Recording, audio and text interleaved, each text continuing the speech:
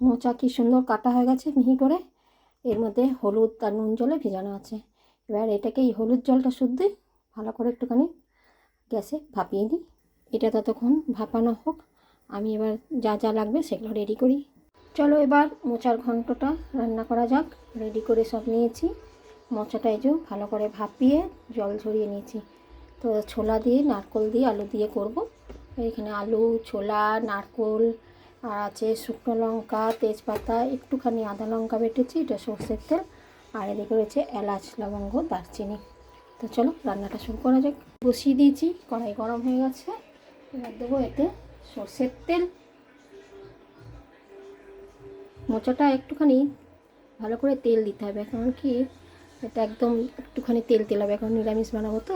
তেল গরম হয়ে গেছে, তেলের মধ্যে এবার এই এলাচ, লবঙ্গ, দারচিনি আর তেজপাতা সব একসঙ্গে দেবো।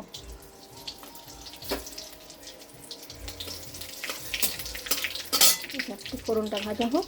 এবারে আলুগুলো দিয়ে দেবো, আলুটা একটুখানি ভাজবো। আলু ভাজাটার মধ্যেই নুন হলুদ দিয়ে দিচ্ছি।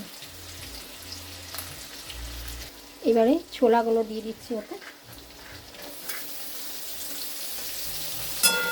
একটু ঢাকা দিয়ে দিয়ে ভাজতে হবে। চলো একটু ঢাকা দিয়ে রাখি। এবারে এই কোরানো নারকোলটা আছে, এটা অল্প দেবো, বেশি না। এখন একটু দেবো, আর একটু তরকারিটা হয়ে যাওয়ার পর দেবো। এবারে এই আদা লঙ্কা পেস্টটা দিয়ে দিচ্ছি এতে। এবারে এর মধ্যে গুঁড়ো মশলাগুলো সব দেবো। হলুদ, নুন, একটুখানি দিচ্ছি রেড চিলি পাউডার, আর দেবো একটুখানি জিরে গুঁড়ো।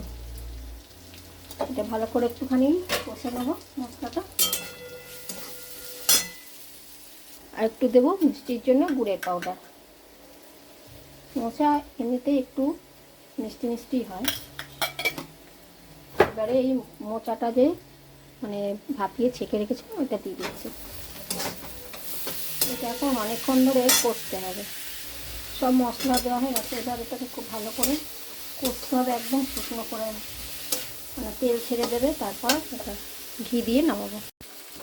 দেখো মোচার ঘন্ট কি সুন্দর হয়ে গেছে, একদম খুব সুন্দরভাবে কষা হয়েছে। এবার একটু ঘি দিই, এই একটু ঘি দিয়ে দিচ্ছি, কারণ মোচার ঘন্টতে ঘি না দিলে খুব ভালো লাগবে না। হয়ে গেছে। এবার একটুখানি এই শুকনো নারকোলটা উপরে দিয়ে দিলাম। এবার তবে নাবি সুন্দর রেসিপি একটা সুন্দর বাসনে রাখবো। দেখতে কি সুন্দর হয়েছে দেখো। এই দেখো আমার মোচার ঘন্ট পুরো রেডি। উপর থেকে একটু শুকনো নারকোল দিয়ে দিয়েছি। কেমন হয়েছে অবশ্যই কিন্তু জানিও কমেন্টে, ঠিক আছে? চলো তবে আমরা খাওয়া দাওয়া করি, আর তোমরা রেসিপি দেখতে থাকো।